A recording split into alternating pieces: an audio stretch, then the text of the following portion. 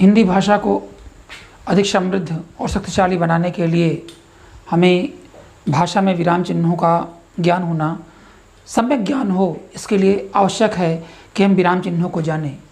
बच्चों, आज हम देखेंगे कि भाषा में विराम चिन्हों की क्या उपादेयता है और उस उपादेयता को हम कितना सार्थक कर पाते हैं।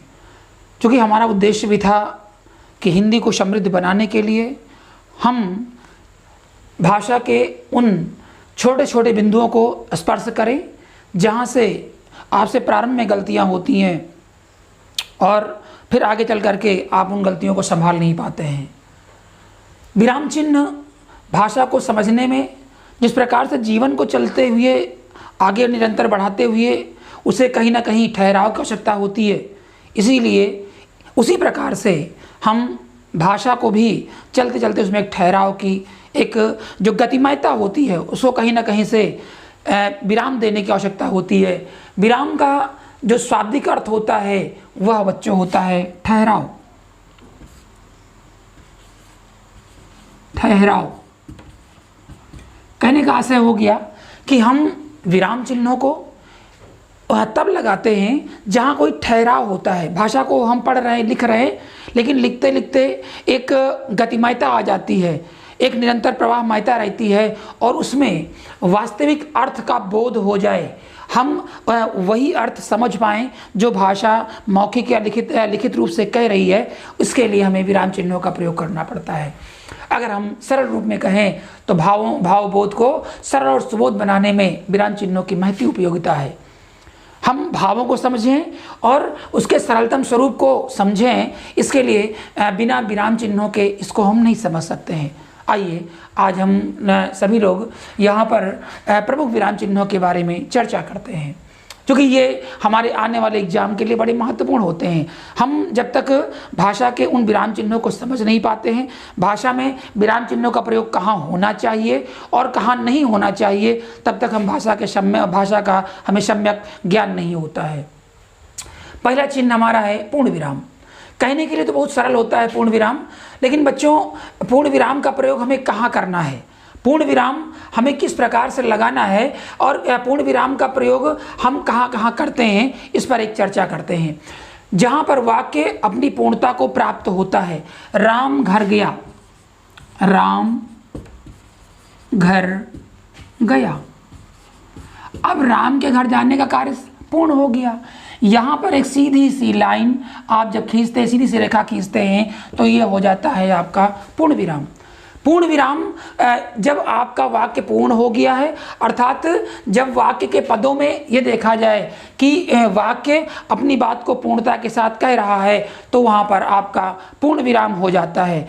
परंतु हमें ध्यान देना चाहिए कि ऐसे जो प्रश्नवाचक वाक्य होते हैं वहाँ पर पूर्ण विराम का प्रयोग नहीं होता है। जहाँ पर प्रश्नवाचक वाक्य होते हैं वहाँ पर हम पूर्ण विराम का प्रयोग नहीं करते हैं।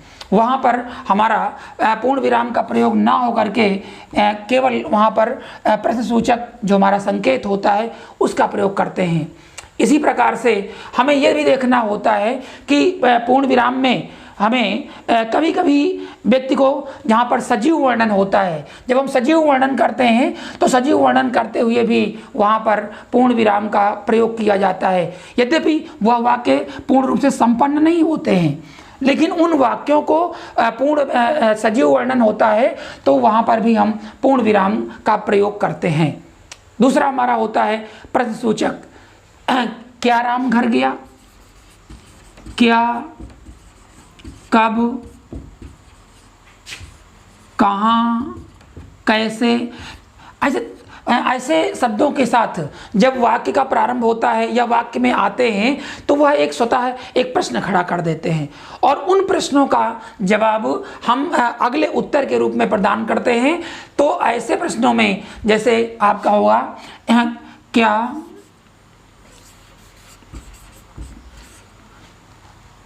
राम स्कूल गया।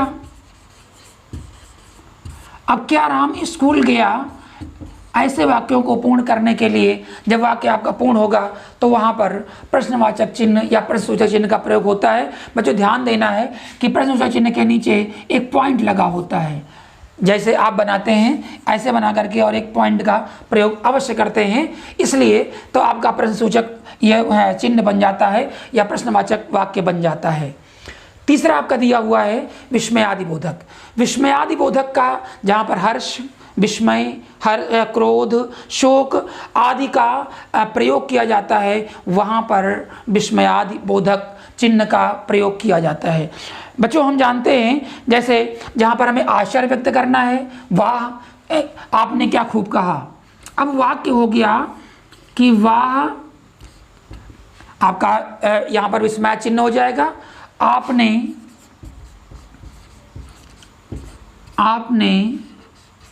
क्या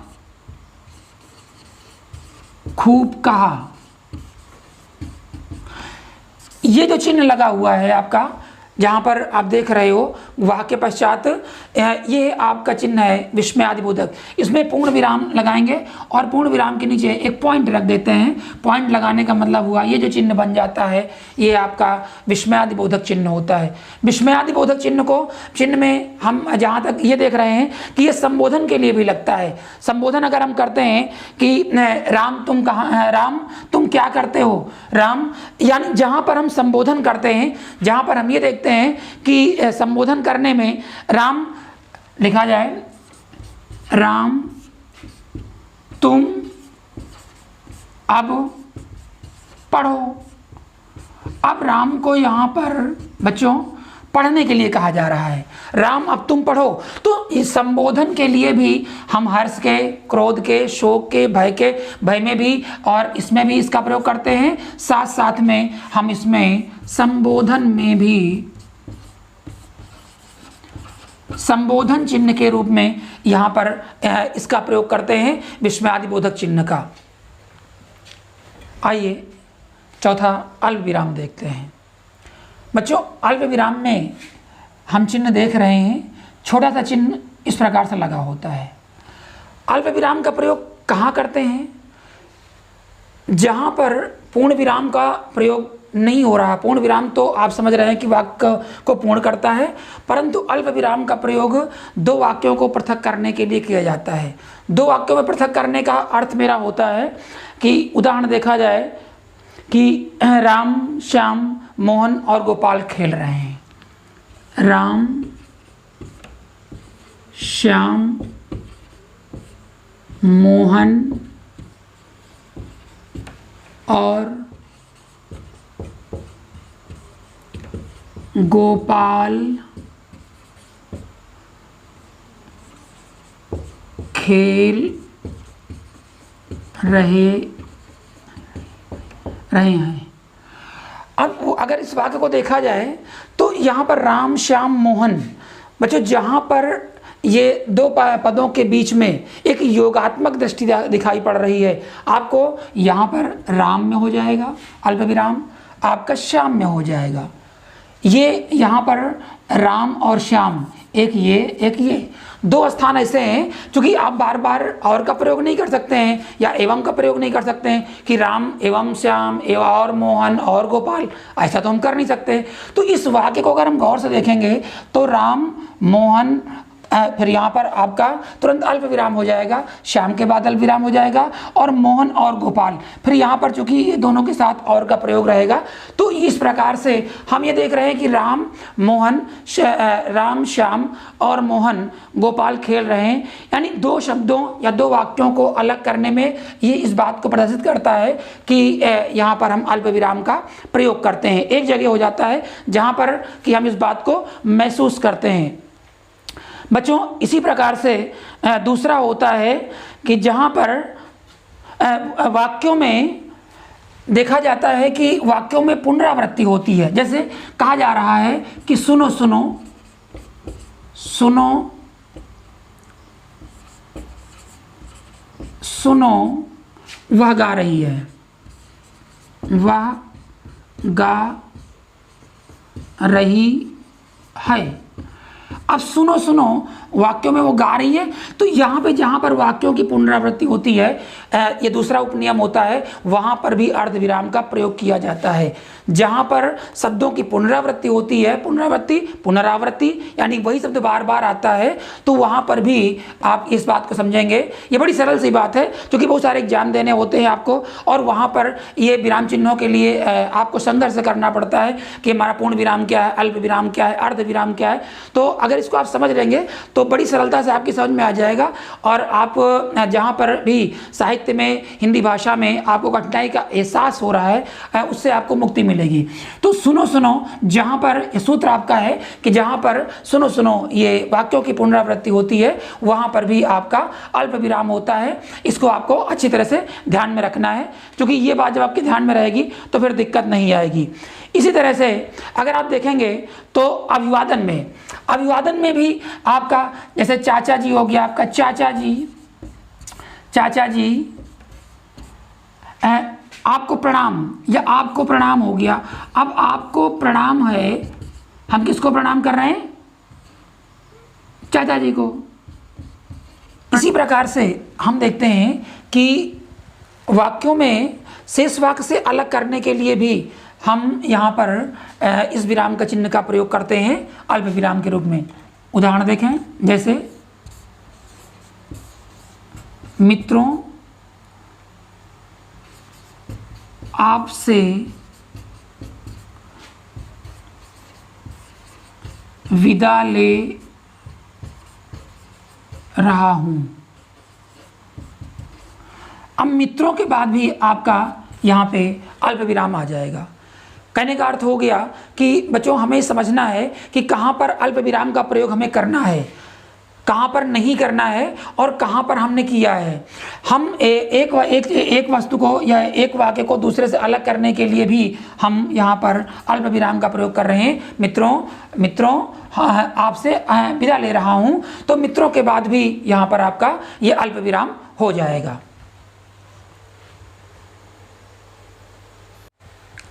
आइए बच्चों अर्धविराम देखते हैं। अर्धविराम में ये पूर्ण विराम और अल्प विराम दोनों के बीच का होता है। पूर्ण विराम से कम और अल्प विराम से अधिक, इन दोनों के बीच में आपका अर्धविराम होता है। उदाहरण देखा जाए तो आलस्य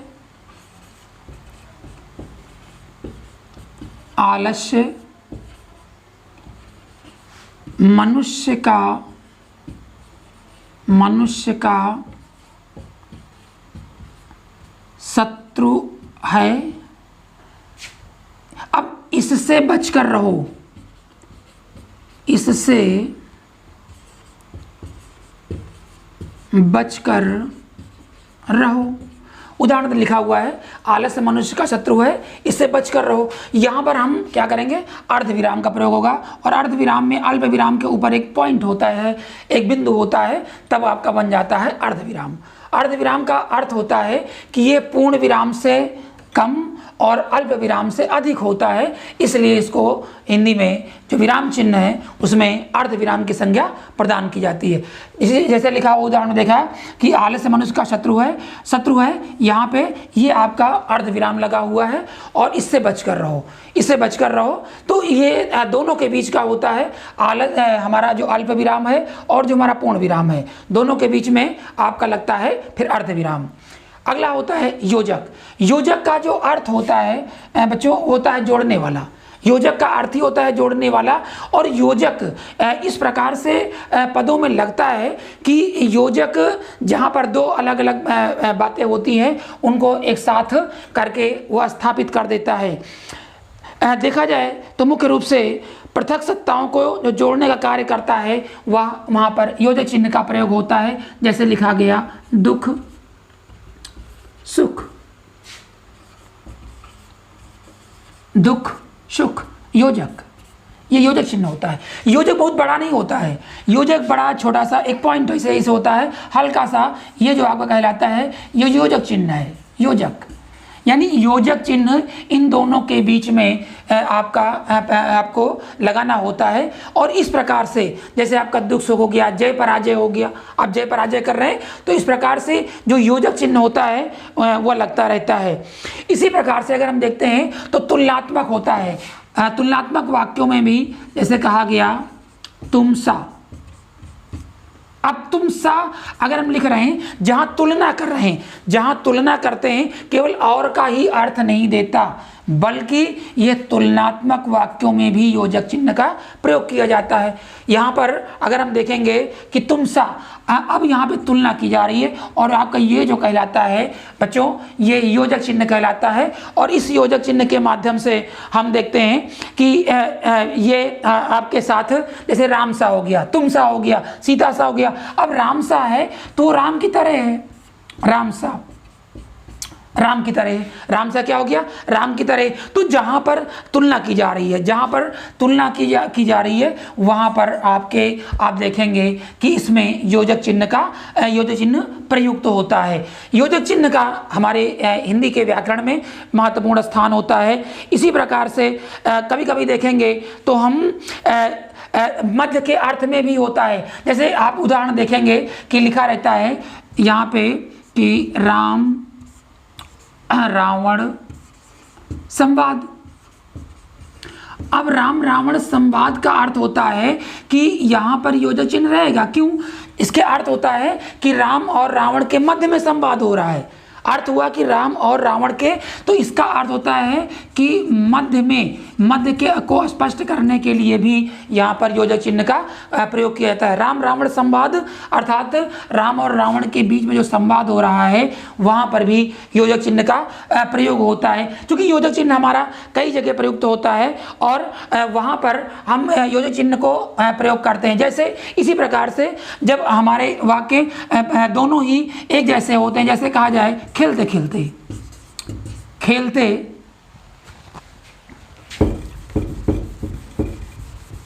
खेलते।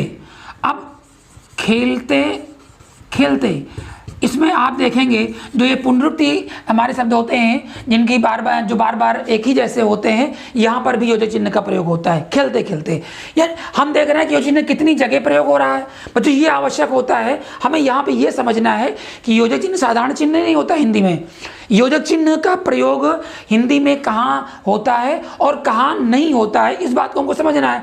हमने देखा है कि जहाँ पर तुलना हो रही है, जहाँ पर ये दोनों का वाक्यों के मध्य में, जहाँ पर जैसे राम रावण संवाद मध्य में, या खेलते खेलते यहाँ पर भी दोनों के बीच में आप देख रहे हैं कि योजक चिन्ह का प्रयोग निरंतर किया जा रहा है। क्योंकि इस प्रकार से योजक चिन्ह हमारे लिए बड़ा ही हिंदी में महत्वपूर्ण होता है। अब आगे देखते हैं आपका है लाघव। बच्चों लाघव जो होता है ये चिन्ह हिंदी का एक अलग चिन्ह होता है। ये इसको हम संक्षिप्त के रूप में समझते हैं। लाघव का जो अर्थ ही होता है कि लाघव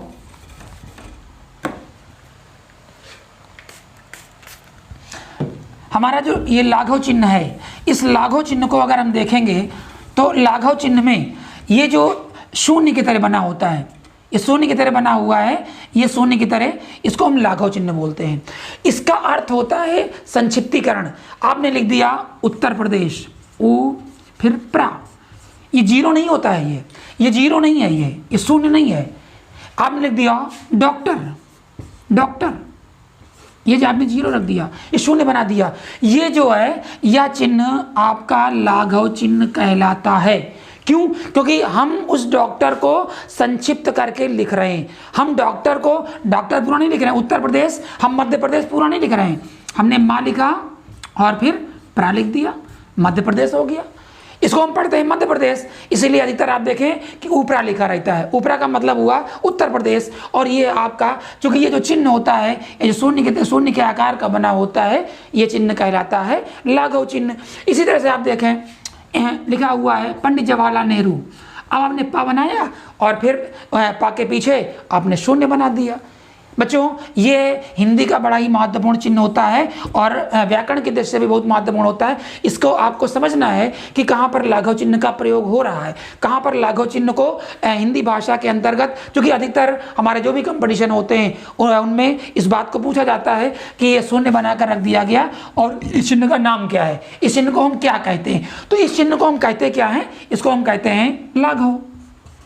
लाघव, अब लाघव का जो अर्थ है वो होता है कि जो कोई भी शब्द है उसका जो संक्षिप्तीकरण रूप है वह लाघव के अंतर्गत होता है। आपने पंडित में जवाहरलाल नेहरू लिख दिया तो पंडित में आपका ये बन गया लाघव। ये जो चिन्ह कहलाता है, आपने जो जीरो बनाया है, जो शून्य बनाया है, ये आपका कहलाता है लाघव। आगे चलते हैं और देखते हैं हंसपाद। हंसपाद में भी बच्चों बड़ा ही आप अधिकतर इसको प्रयोग करते रहते हैं, इसको समझते रहते हैं, क्योंकि हंसपाद चिन्ह ये हमारे हिंदी का एक बड़ा ही महत्वपूर्ण चिन्ह होता है।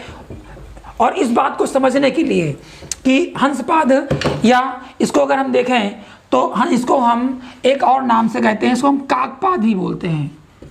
काकपाद, पाद चरण, पद या पाद अर्थात चरण हो गए। ये काकपाद या इसको, ये जो चिन्ह आपका बना हुआ है, इसको हम हंसपाद या काकपाद के नाम से जानते हैं। अब इसका उदाहरण देखें, राम घर गया या राम घर गया। अब आपने लिख दिया राम गया और संयोग से आप भूल गए कि यहाँ पर क्या लिखना है। आप ये भूल गए कि यहाँ पर क्या लिखना है, क्या लिखना है। देखें तो राम आपने लिख दिया राम गया, क्या लिखा आपने, राम गया। अब इस चिन्ह का आप यहाँ पे प्रयोग करते हैं और आराम से यहाँ पे लिखते देते हैं कि राम घर गया, राम घर गया, और आप मान लेते हैं कि ये सही वाक्य हो गया है, राम घर गया वाक्य सही हो गया। तो ये जो चिन्ह कहलाता है ये आपका कहलाता है आपका हंसपाद या त्रुटिपूरक, इसको तो भी कहा जाता है, या इसको यहाँ पर काकपाद भी कहा जाता है। यानी जहाँ पर हम वाक्य लिखते समय कोई बात छूट जाती है, त्रुटिवश हम भूल जाते हैं, तो जो भूल सुधार करते हैं वहाँ पर इस चिन्ह का प्रयोग किया जाता है और इसको हम कहते हैं हंसपाद।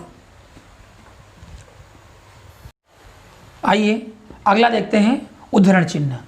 उद्धरण चिन्ह को हम अवतरण चिन्ह के नाम से भी जानते हैं।